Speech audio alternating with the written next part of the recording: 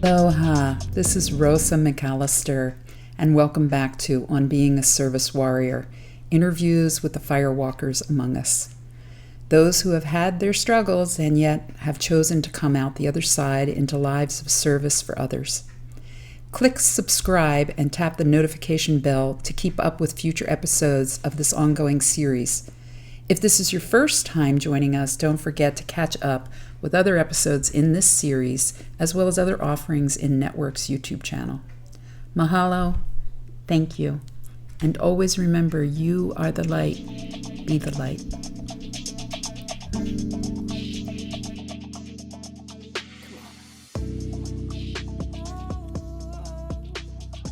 Hi, everyone. This is Rosa McAllister with Networks for Training and Development, with you again for another episode of On Being a Service Warrior. And today is December 30th, 2020. And I didn't realize this when we scheduled it, but last night, as I was doing a little full moon ceremony and thinking about this interview this morning, morning time for me, all of a sudden it dawned on me. So how's this for synchronicity? So just 1 year ago today, yes, actually this day, 1 year ago, this little nugget of an idea came in full view to me to create an interview series with some of the most extraordinary people I've had the honor to meet. All inspiring, incredible people in their own right, but also those who have come through some real storms in life, you might say. I'd been nudged by an idea to do something, but I wasn't sure just what it might be. And in my typical inimitable fashion, I just allowed it to marinate and simmer and percolate a bit until the idea crystallized. And when it did, on this very day, 1 year ago, December 30th, I put pen to paper and then fingers to computer, and this interview series on being a service warrior was born. And in that very initial coming together of ideas, I immediately listed 12 people I wanted to interview. I hoped or thought maybe I could interview. Some I knew well of their struggles and their life and their amazing accomplishments. Some I knew just a bit, but somewhere with each of the 12, I had a deeper knowing that they too were firewalkers and service warriors, as I dubbed us. And on that initial dream list was Alyson Simms. That's sweet to hear. I'm not exactly sure when or where I met Alyson. I think it was maybe in Tulum, or maybe it was a few lifetimes ago, but I truly got to know her on a very momentous trip to Cuba. Yes. My first visit there almost 5 years ago. February, it'll be 5 years. We connected through our mutual incredible friend, Laura Forsythe, and her very powerful One Yoga Global retreats. I had joined Alyson again in northern Thailand, where we played and worked and honored sacred elephants at the Elephant Nature Park. We visited together on my trips to Austin, Texas, and we have stayed connected across the miles, often via social media, and connect we do. Via similar but different life journeys through trauma and grief and yoga and love and friendship. You see, Alyson is this bouncy, joyful sprite who seems to sprinkle giggles and love dust everywhere she goes and to everyone she touches. Alyson is also an amazing yoga teacher, maker of beautiful malas. She's an entrepreneur, a writer, and a supreme do-gooder, make the world sparkle kind of gal. And she also is honest and forthright and revealing to others about some of her struggles, her beautiful humanness, and her very real vulnerabilities, as well as her search for balance, equality, and love. I love being with Alyson. I love calling her my friend. And I so love closing out this first year of On Being a Service Warrior series with her. It's just all in divine timing, as if it were all planned. So, mahalo. Thank you, sweet one, for joining Thank you. me here today. I'm Wow. so excited. Yes. Those are some awesome words. Thank you. Thank you. My pleasure. My pleasure. So, as I always do in these interviews, and as I've already talked with you about this, in no way are we doing therapy here. It's just speak as you would like to share what you would like to share with us. I have 5 basic questions that I've already shared with you, and the same ones that I used for myself when I interviewed myself in the first one of these, as well as I've used with everybody else. I think you're lucky number, 14, as it Woohoo. were. Now, we had a little back and forth over the year, which is just so interesting again to me Yeah. about when and how to schedule and do this. And of course, it would be December 30th, of course, That's 1 year awesome. anniversary. So the first question that I have for you that you know of and that I've already prompted you with is, so who are you? Who is Alyson Simms? And if it's Good easier question. to think about, if there were some other people sitting behind you saying, don't forget to say that or this, what might they say? How would they answer the question? Who are you? What's funny is I felt this, like, I call it my spiritual entourage. And they're like, okay, say that, just say that, as you were saying that. Um, I do love that there was the prompt of, like, what would your people say about you? And what's nice is, as I've gotten, um, middle aged, I guess that's in the middle of my ages. We need a new word for this. Like, it's middle ages. I'm in the middle of my age span. Now, I'll figure that out later. We'll figure that out. We'll figure that one out together. All right. So the question is,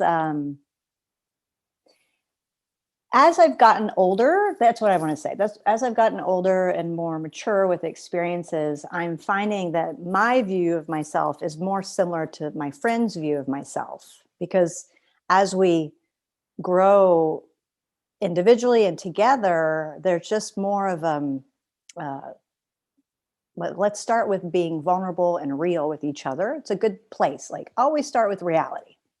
Like, it's a good spot.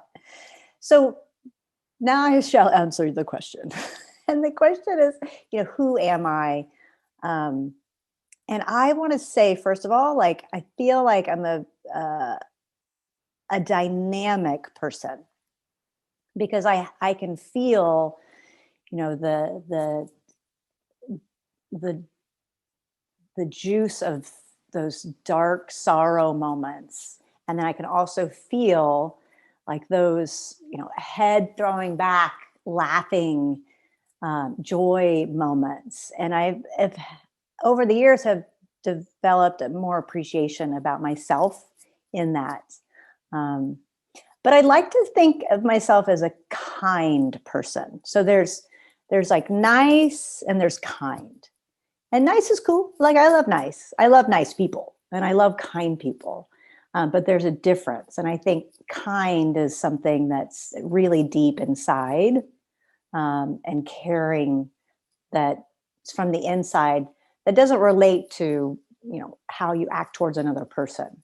That's more of the nice. So kind, I feel like I'm a kind person, that I feel for others, and I understand the human suffering, and I have a nice view of how humanity can be. And for those of us who are service warriors, we hold that vision. Oh, we know how it can be. We know what's really in people's hearts. So, that question is difficult to answer. I'm finding right now, even though in the beginning I was like, oh, I've got this. But it's, kind. I really enjoy my sense of humor and the silliness that I need in my life, because of the way that I'm able to feel into the depth of our difficult moments, our challenges in life, especially with the experiences I've had, I feel like I'm wiser than maybe I should be or could at this age. And what I've found is I love gaining these little bits of wisdom and then big wisdoms and another wisdom. And I just keep thinking, oh my gosh, when like life is only going to get better, like from the way I feel and think and believe about myself and others. And so I think that's where I enjoy the wisdom part that comes in, and I know there's more to come. So that's super cool. So yeah, the kindness, the silly, fun, wise, and then just there's a tender part of me that I will, and this is when I'll just give you this example. When I start to date someone, I've gotten this feedback. I can't tell when you're being really serious or you're being really funny, or like, and I'm like, oh yeah, no, that's true. I'll tell you when I'm being serious and when it turns funny. So with that, I'm able to switch in and out of those states of being, and I find that that's just a reflection of who am I like to think I'm very well rounded. You know, I've got the connection, you know, to the spiritual entourage, as I say, but I also love learning about, you know, the groundingness of how to run a business and, you know, how to do all of that. And then in the middle is that ability to teach. And that's, you know, a lot of people say, oh, you shouldn't be your job kind of thing. But I love that I know that I'm a teacher. And when I have taken time off from teaching to do something else, it just, the universe is like, okay, now go teach that. Oh, here's another experience. Now go teach that. So I love that I can say that. I know that with my heart that, you know, I'm a teacher, and you know, it's what I can bring to people is one thing, but it also is such a good thing for myself, you know. And for those who teach and lead, we know, like, you're like, yeah, that's it's one of my happy spots. So my happy spots are teaching, in the water, and dancing. I can relate Yeah. very, very much. Yeah. Very, very much. So life is interesting, to say the least. And whether we're in the middle of our ages, Yeah. or the end or the beginning of our ages, Age or range. but wherever we are, that I love, love, love. One of my favorite things is to listen to and ask people and hear people's stories about their journeys, about their life. And so the second question is, so what has been your life? And as I always say, I learned, it's probably 30 years ago now, from asking these questions, people who have had pretty tough life, people with disabilities who frankly had not been asked about their lives. It's interesting to me that oftentimes we remember the snapshots, the episodes, the events, and I'm way more, that's fascinating, but I'm way more interested in the chapters. Yeah. Because within the chapters is exactly what you're talking about, is those nuggets of learning that sometimes come out of pretty dark, dismal times, as well as joy that happens at the same time or not. And if we think of just the events, sometimes we miss that. So Alyson, what have been some of the chapters of your life? I loved this question. And they all start with adventure. I love that. And I was like, so the chapters in my life, this is definitely a little easier question for me, but the chapters in my life would be like adventures and travel. So that would be, you know, I'm literally thinking of, this is how this book is going to happen. And, you know, just stories of travel. And I love stories, and I love the stories I have of traveling. I've been to 45 countries so far, and my people, you know how people ask this, what's your favorite country you've been to? And I always say, it's the next one I'm going to. Adventures in travel. And I feel really blessed and lucky that that's been in my chart. That's been in my astrology since day one. Adventures in teaching, because in being a teacher, I love studying more. I'm always, what's the next thing I could study to be a better teacher? And that's just always, it's just, I'm a lifelong learner, and I let my personal experiences fuel my teachings. So that would definitely be a chapter. I have a chapter I would definitely have a chapter in trauma. And I've actually written a lot about my experiences already. And what I want to say about that, like for me, writing's a big deal. It's not, because I sometimes have a hard time finding my words, but when I do, I feel like I'm just like, yeah, that's it. I found them. This is good. Or it feels like I'm satisfied. I feel accomplished. And so with that, I was just saying teaching. So with teaching, adventures in teaching, like how that works and I'd love to share. Anyway, that's that chapter. So there's, so I think I just got mixed up there. Hold on, I did get mixed up. That's okay. That happens. So with adventures in teaching, we finished that one. Adventures in trauma, which end up always being about adventures in teaching. So traumas as individual, trauma as collective. And one of the things I wrote recently was a little bit about this. I said, I know this sounds really weird, but I'm glad I'm going through 2020 with people. Like we're in a group trauma consciousness kind of vibe. This is a word I'm going to use. And we've all had our personal ones, and that's just, I was like, I hate to say it. Sorry, everybody, but I'm really glad I'm doing this with you all instead of individually, because that's it. Adventures in loss, a lot of losses in my life, humans, family members, loved ones, most recently, my little kitty.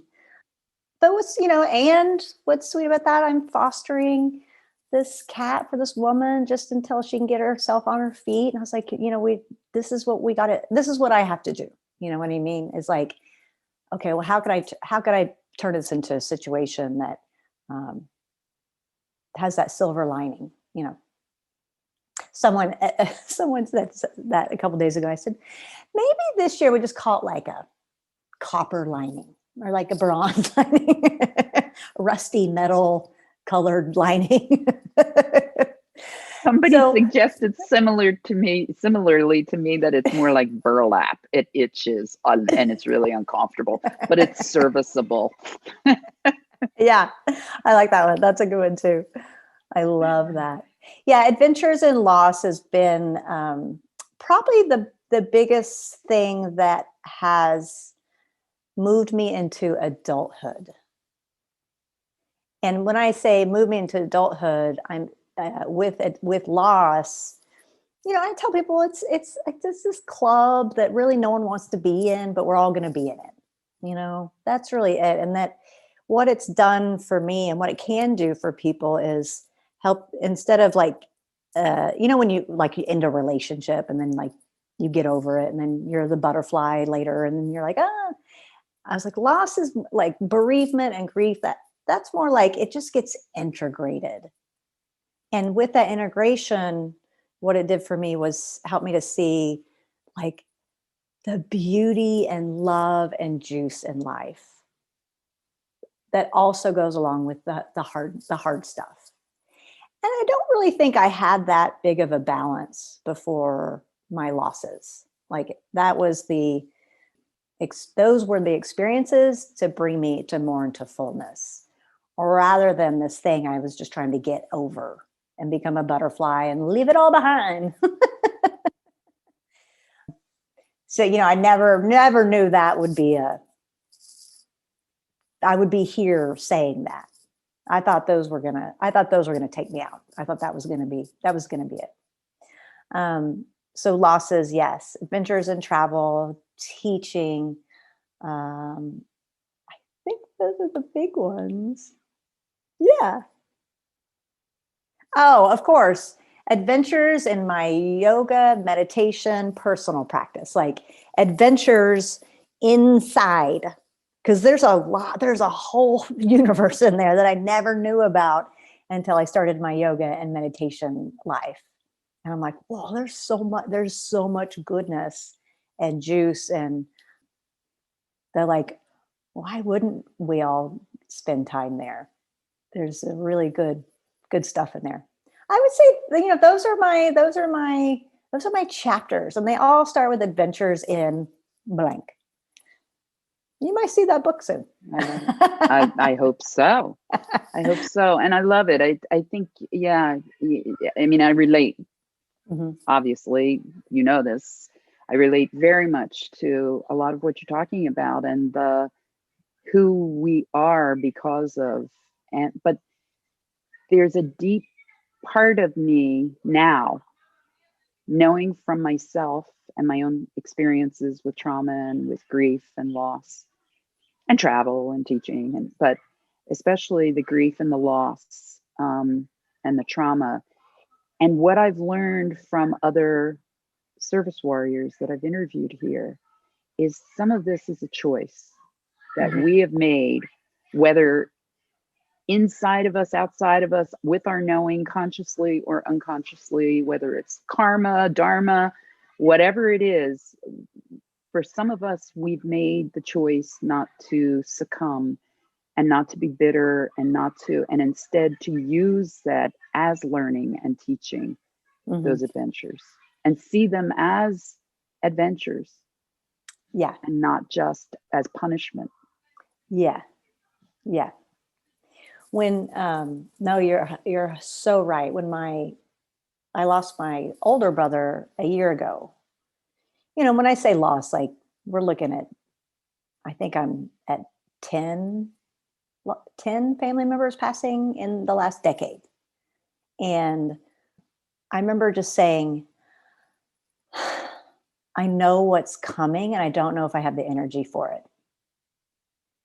And you know what? I was like, you're gonna do it. You're gonna walk through it. You're not gonna skip this. You're not gonna skip this.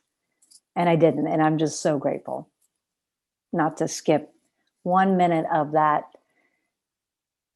double-edged sword coin phrase that may have right now or wrong, but it's that double side of like grief and love. After my mother passed, I remember, because I don't have children of my own.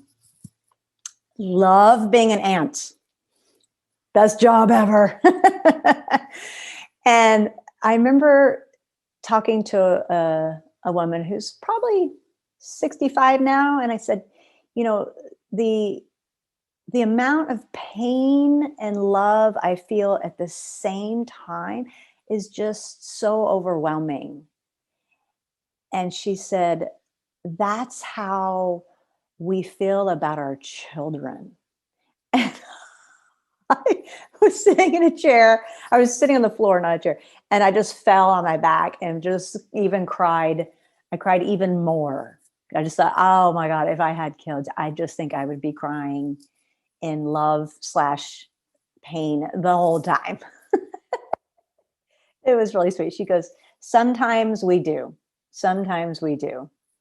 And I just thought, this is, if this is the way to open, if this is the way to open my heart, then I'll take it. There wasn't going to be another way. No. And it's that the deep chasms, the deepness of emotions at these times of our lives, bring us to our knees. Yeah. And I actually love that phrase because it's an actual phrase. I mean, I remember a couple of times, literally right behind me, coming in that door on 2 occasions, like driving home thinking, I just need to make it to my door. I just need to make it to my door. I just need to make it to my door. and coming here and either sliding down the wall or falling to my knees. Mm-hmm. And it's those visuals that I have. I sometimes walk in my drawer and just touch the wall, and it brings me right back. Mm-hmm. That level of humanness that you don't know exists within you. You don't know in the moment that you're ever going to come out of it. You hope to God you never get into that again, but it moves you and takes you someplace entirely different. And I don't mean to say that, you know, we're so special, we're anointed, we're so smart, we're so blessed, but I really have learned that some of us get stuck to the wall and the floor. Yeah. And some of us don't. And that's part of this series, and this my inquisition is kind of this, what makes that difference? Yeah. What makes us not just get up, but get up and honor what has happened and not forget it and learn to live with it and to use that to assist others. I'm not sure what or why. And then you may feel the same as I do or not, but I there's a freedom of going through the fire. And then after, I was like, oh, this is the most free I've ever felt, which is one of my like core values, is feeling free. It's like there's freedom after feeling just what needs to be felt, you know, doing the thing. And I was surprised and pleased. Absolutely. and very pleased. And I'm never going to be the same again, and I'm never going to go back. Yeah. And that's, you know, where we're at now with 2020, you know, I just want my life back. I'm like, not sure we can really do that. We're all going to try, I think.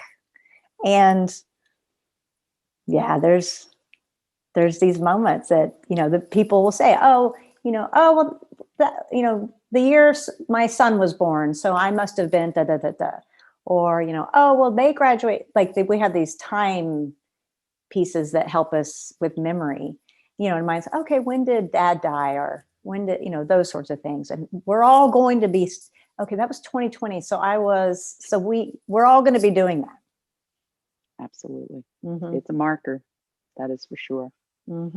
So you've already talked about this in one way or another, but what have you learned from all of this? And what are your driving passions? Ooh. I think what I've learned is we're here for this human experience. You know, I have those moments where I'm like, oh yeah, no, I'm, you know, the life force energy that's in us is also, you know, in the ground or in the couch. You know, it's just the things that make up life. And there's that, but there's also, you know, there's other realms that we can vibrate, or we can spend time in. But it's here. It's like, we're here for the humanness and the compassion and the forgiveness and the transformation in our hearts. I keep going back. I keep thinking about, you know, that heart disease is, you know, number one on our list of things for us. And I think, yeah, you know, of course, like food, diet, exercise, that and stuff. But it's also like diving in there and seeing, like, being intimate with what you find and being real. So with that, I'm like, I think 2020 has shown me that I really respect helpers, people who are like, how can I help? What do you need? You know, people are like, no, I'm gonna keep going because there people need help. I'm like, yeah, these like, how can one give thanks and respect enough? You know, and that's I think, if anything, that's one of the things I've learned from 2020. I've also learned that I don't need to extrovert as much as I have.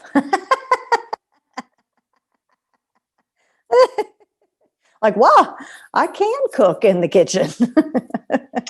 I'm still working on this one. As I've said to many, I have not become an introvert. Don't worry, I've not become an introvert, but I have learned to live with myself and just myself a little bit better. I can tolerate myself a little bit better. That's true. That is true. It's like, oh, okay. You again. Yes, me again. So I think, and I think about, actually leading a new moon, a New Year's fire burning bowl ceremony tomorrow. And I just would think, okay, well, what is, I want to show up with my own intention. And there's a phrase from a song. I don't remember the artist's name. I have to find out. Maybe, and the song is called Move Me. And it's a beautiful dance, beautiful song. Anyway, in the middle of it, there's a phrase, and I keep thinking about this phrase the last few days, because we're in that cool, weird time between Christmas and New Year's. You could also say we're in that weird time between spring break and New Year. But there's a phrase, and it's I've got nothing to prove and nothing to lose. That feels like a really great phrase to be okay where your heart compass, I don't know if that's a real word, but it's a cool phrase now. Your heart compass leads you. So if I embody, I don't have anything to prove and I got nothing to lose, then I can risk what I want to share from the heart, and being a service warrior and a teacher and a helper. Like, I'm not worried about that my compass going in the wrong direction. I'm not sure I answered the question, but that's what I got. I like that. I like that. So sorry, I usually don't do this. I usually don't throw in an additional question. No, you're good. You're good. I'm good. What are you most proud of? Oh, I love that. Oh, the first thing that came, so I'm just going to say it, is how I love being an aunt. And sometimes it's a feeling. When I think about my nieces and nephews, I just go, oh my God, like, it's just, wow, just like magic that I get to see these humans that have the same blood, but aren't mine, progress and grow up, and just get to watch them and just think they all make me proud in that way of just by them existing.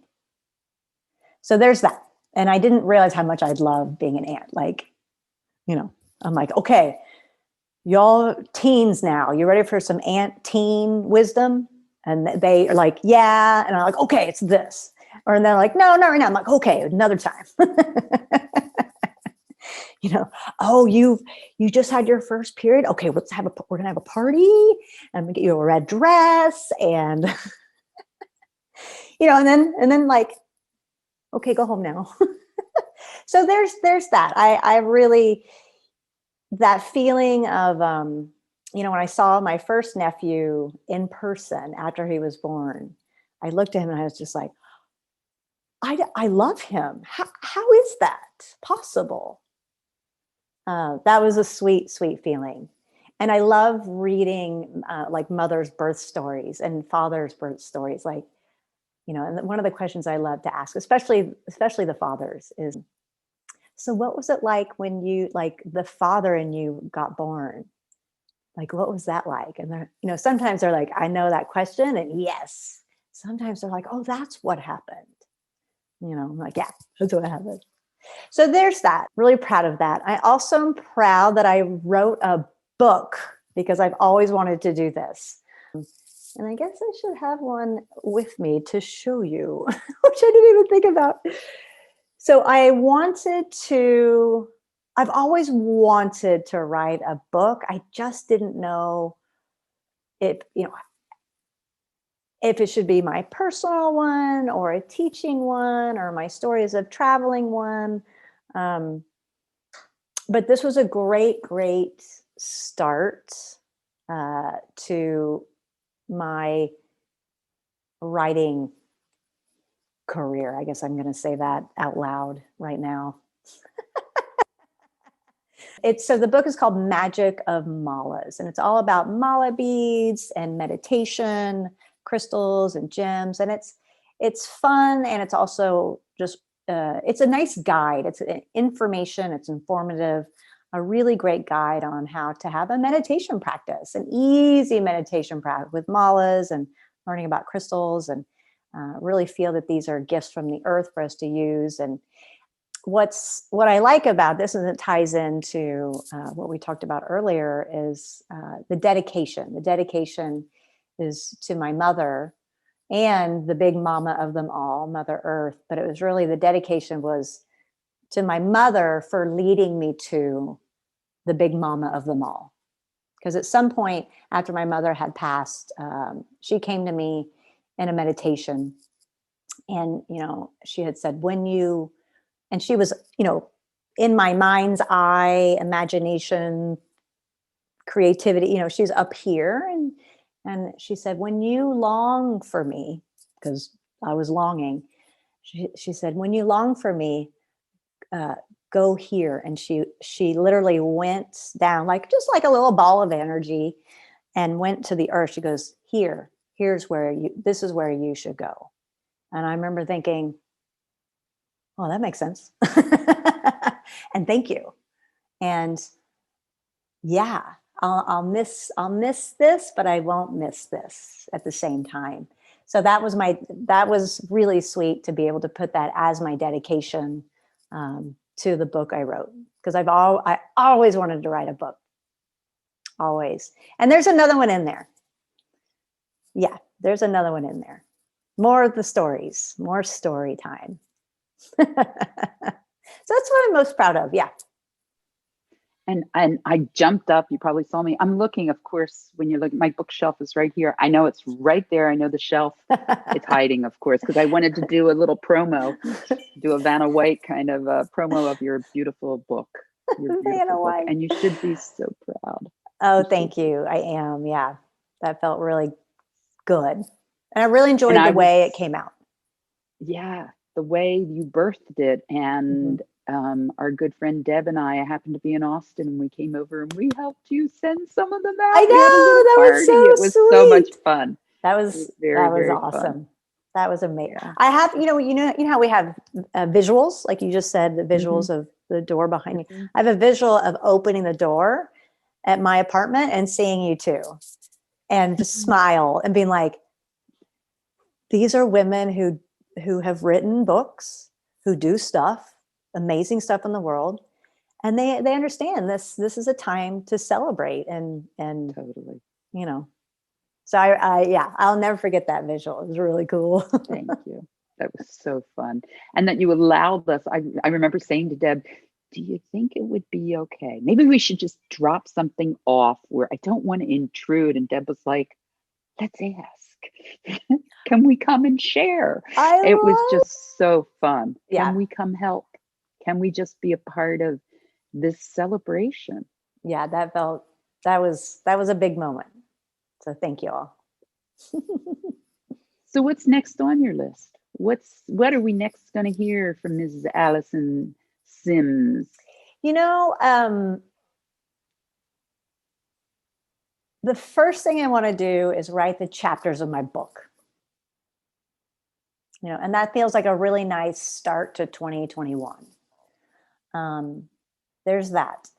The other thing that I would love, and I love teaching, and I'm really good at okay, now do this and do, giving commands.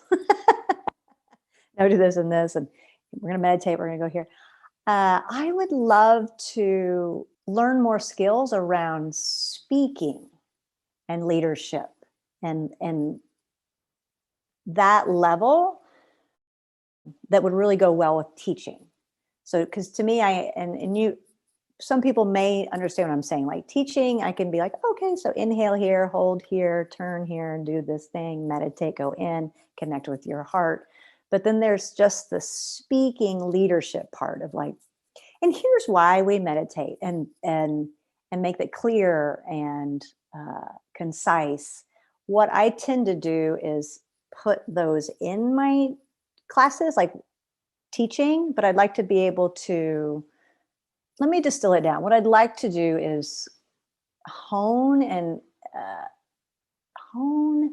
improve my speaking skills.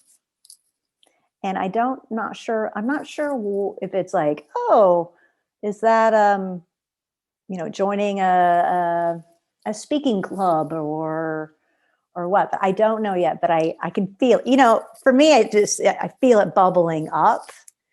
And it's that, and this is how I set my intentions in general. It's like, I feel it bubbling up. So it's not like something that I make up from here and make go down into my heart. Does that make sense? It's the other way. It's like, I feel this thing, this pull. And so for me, it's saying, well, not only are you feeling that pull, but the universe is pulling at your heartstrings. So we set these things, we set these intentions together. Because if I do it just from my brain, my mind, it's generally don't come true. Or I go, oh, oops, ouch.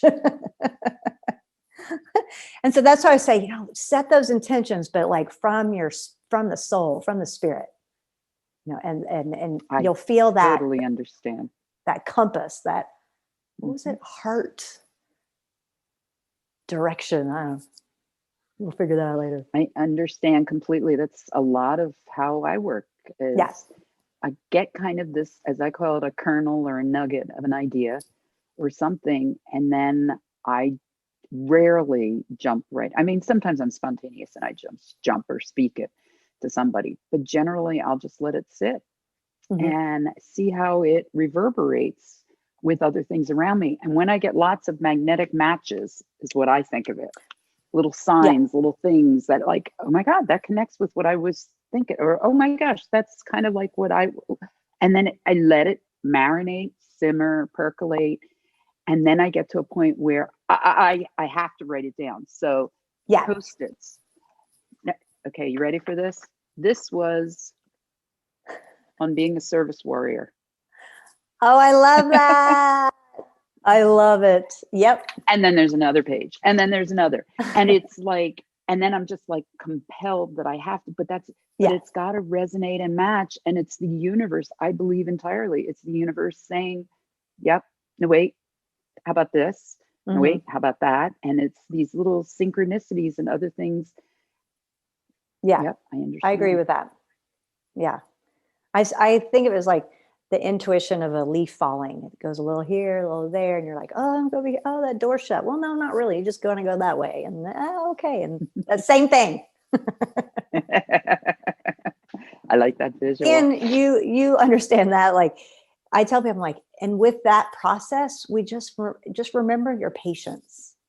Remember your patience. And patience, I've heard, I don't know where I got this, but that patience is like how you act and feel while you're waiting. Right. Like, oh yeah, that's different than waiting.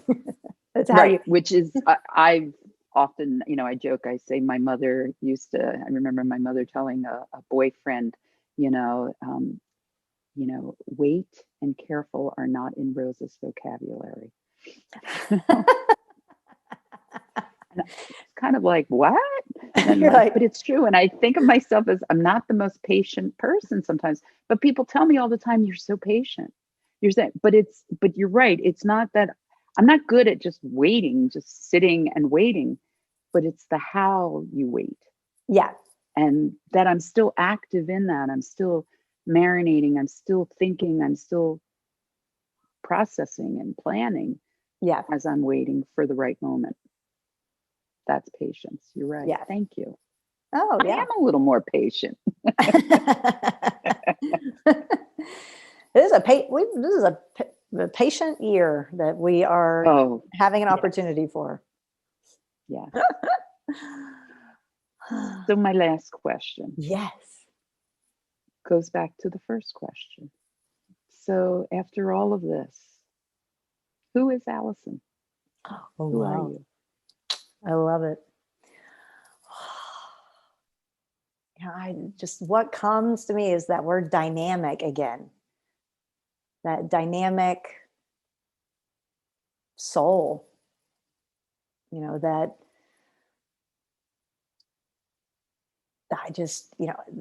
I at some point before I was born or when I was born, I just said, if I'm going to do this life, let's make it really good. Oh, apologies. That happened on my 30th birthday. I woke up on my 30th birthday. I was like, girl, you have like another 30 years and then probably another 30 on top of that. Like, what are you doing? I was like, I don't know. I didn't know I'd lived as long. I said, you got to make you got to make it good. And for me, that meant like befriending myself, like being my best friend. That doesn't mean I don't need people, and we don't need people. We need people. We're people. We need people. I'm like, I'm going to spend the rest of my life with me. Let's make this one really good. Let's make this relationship really good. Me as my best friend, me as my beloved, me as the divine. And from that full place, being able to be present wherever I go. Little stuff. Just little stuff. Just little stuff like awesome. And that's I think that would, that's a good, if I could get people to realize like it's okay to like ourselves. It's okay to love ourselves. Mm-hmm. Like, in fact, please do that. It's yeah. So dynamic spirit, with the fullness of all the facets of life, of being able to cry in public with ease and laugh in public with ease, being able to say, this is a private moment. Let's go in. It's good being me. I'm glad you're you. It took a lot to get here. Yeah. Yeah. I had a healer friend, those healer friends, she had lymphatic cancer at 16, alive today. She's just she's full-time healer. And I think I was maybe 20. No, I was 31, 2, 3, somewhere around that time. And I remember having a session with her. And that's, that sometimes we have those moments where our subconscious or our unconscious comes into the front. And you're like, oh, I never realized I was thinking that way. And we had that moment, it just came up and I saw it and I said, I never knew that I just didn't want to be here. I was like, oh my Lord, my whole life, just this radio station playing lowly in the back of my head, softly, going, I don't want to do this. I don't want to be here. I don't want to do this. And that was such a freeing moment for me. It was like, well, you're here. And so it's that second wave of you're here, so you better make it good.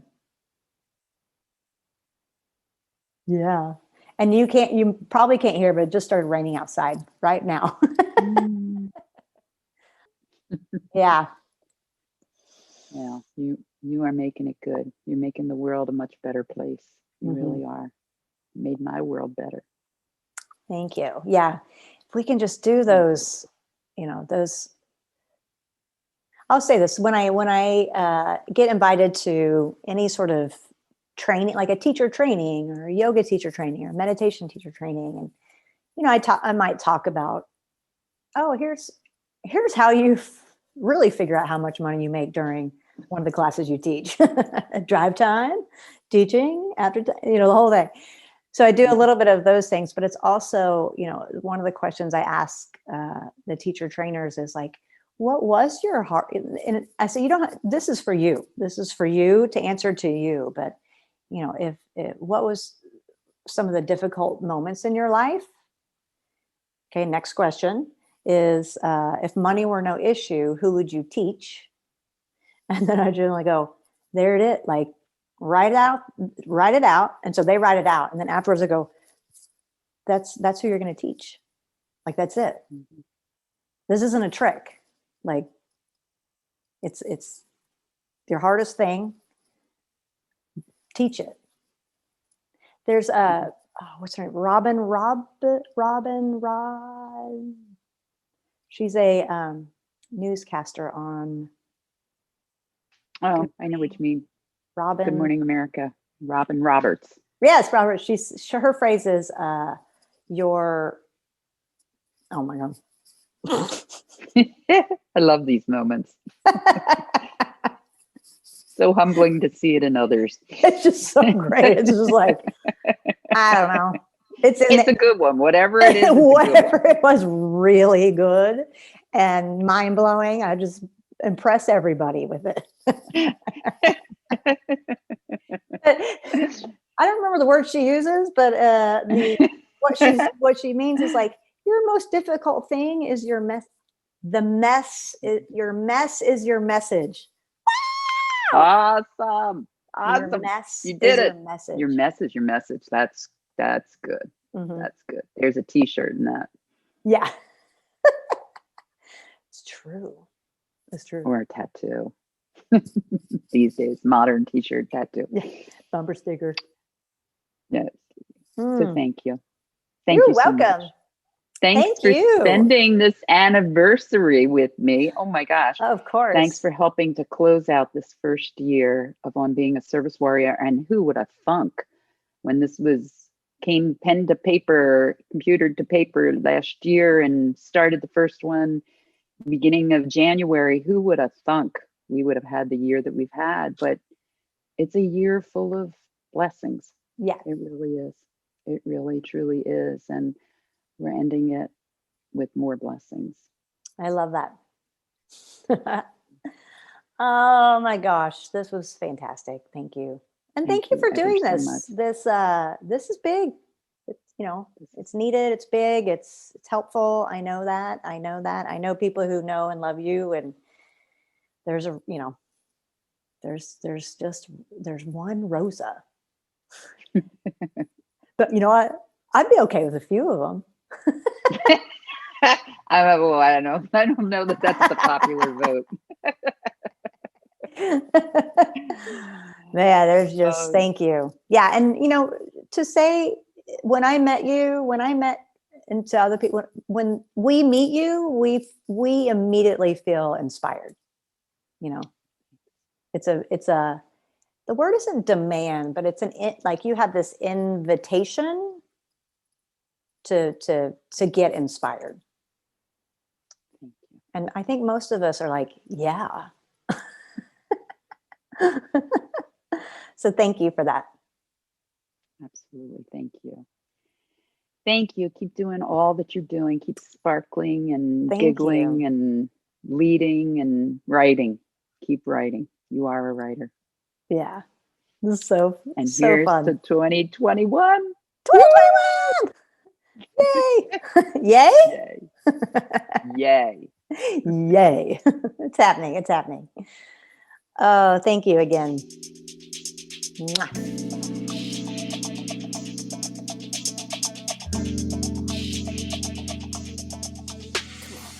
This series on being a service warrior is brought to you by Networks for Training and Development Incorporated via funding by the Philadelphia and Northumberland Counties Behavioral Health Intellectual Disability Services in Pennsylvania, and with the help of Joe Sterling of Joe Doggy Productions, Waikapu, Hawaii.